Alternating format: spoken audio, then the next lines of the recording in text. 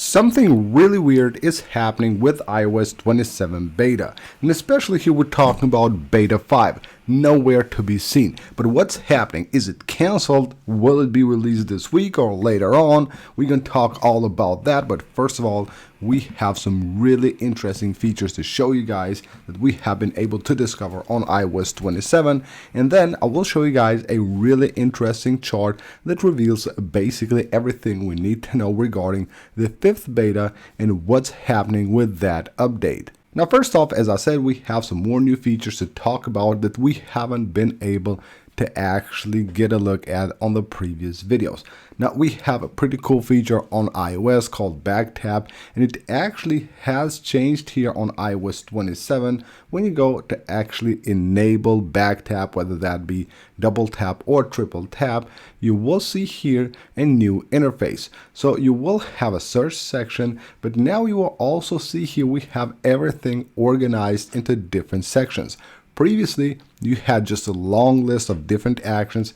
Now you will have system in one place, you will have your devices on one place, you will have the scroll, and you will have the shortcuts, everything actually now categorized into its own category. Amazing job by Apple here, making it very easy for you to find whatever action you need to use with the double tap feature. Now, another great change on the UI of iOS 27. When you take a screenshot or pretty much anywhere where you can use the markup tool and you go to the color picker, you can see now we have that liquid glass design here as well. Apple is doing an amazing job with this. They're adding liquid glass everywhere now. So by the time iOS 27 is ready to be released, liquid glass will basically be in every UI element of iOS 27. Now, when you're using your AirPods on iOS 27 with the latest beta, you will have here a very nice change. Whether you're adjusting this from the settings or from the control center, it doesn't matter, it's pretty much the same. But when you go here to change between transparency, adaptive, and noise cancellation, you can see when you go to adaptive, now you will actually have two different choices. So you go to adaptive, you can leave it like that, basically as default, but you will also have the choice to more towards transparency or more towards noise cancellation. So whichever you prefer, you can actually just switch between that as easy as that. And of course, we also have here now the liquid glass for this design. So when you actually go to change between these, you will have the liquid glass design, which of course looks much better. Now, we have talked about the TV app on the previous video and the ability to now download episodes so you can watch them offline. What we have not talked about is that on the TV app, you will now have something called like a smart automatic downloads. Basically, what this does is that if you're watching, let's say, a season of anything of a series or something like that, then it will automatically download the next episode for you, so you will be able to watch it even if your device is not online. So that's actually really great. So that is basically done automatically. Now, another change here on the home screen, if you go to the today's view here, I currently don't have any widgets or anything here, but you can see it will blur the wallpaper. This used to be basically clear, now it's blurred, the same as, of course, the apps library. On the Wallet app, you will find now a new section called Discover. When you tap the three dots on the home screen into Wallet app, at the bottom you will see Discover, and this will basically have a few articles for you, so it lets you know everything that you need to know regarding the wallet, and of course everything that you can do with this app. Now, for the Wallet app, we also have here a smaller change under the Settings app.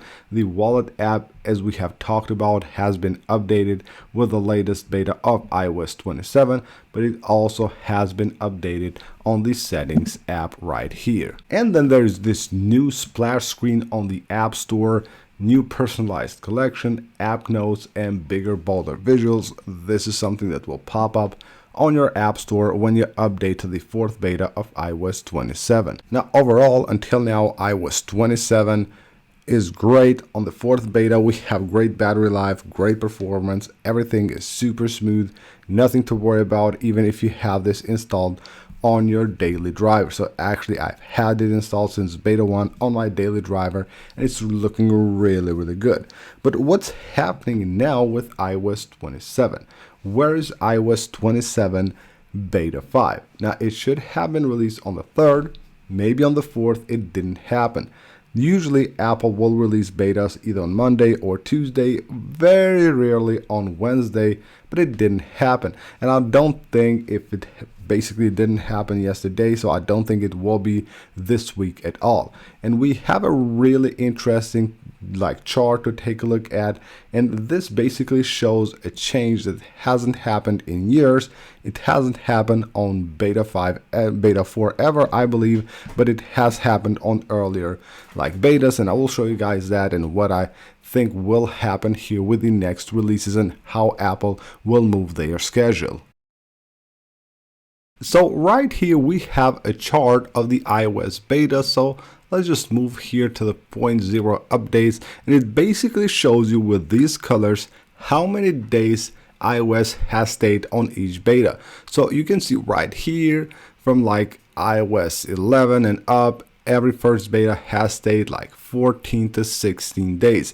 The second beta is very similar, and then the third beta, you can see here we have some changes. Now take a look just at the past year, iOS 26. It has been very consistent.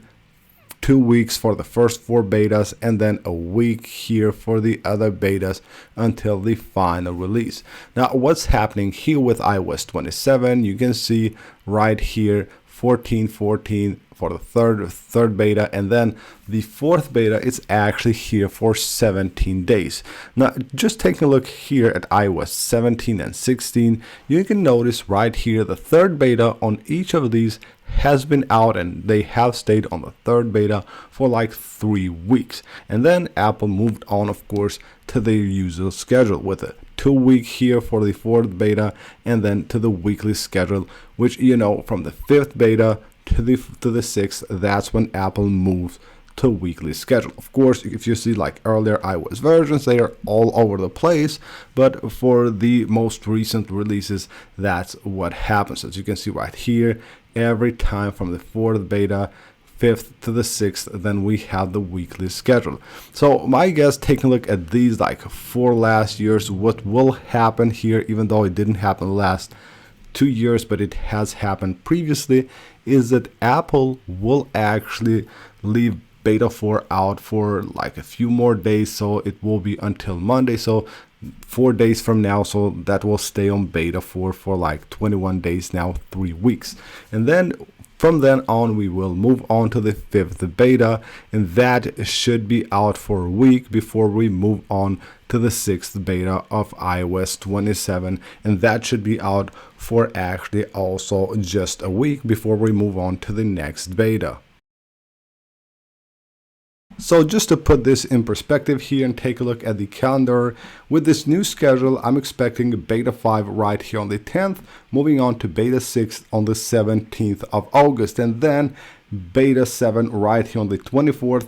And seeing that Apple has actually delayed this for a week, I don't think the RC will stay to, actually the last beta to the RC will be out for 2 weeks like it happened last year, like the previous year, actually not last year. So it should be just a week. So beta 5 right here, beta 6, beta 7, beta 8, and then right here we will have the RC, and the 14th should be the final release of iOS 27 to the public. So that's basically it for this video, guys. I hope you guys enjoyed the video and found it helpful. If you did, smash that like button and subscribe for more. I'll see you on the next one.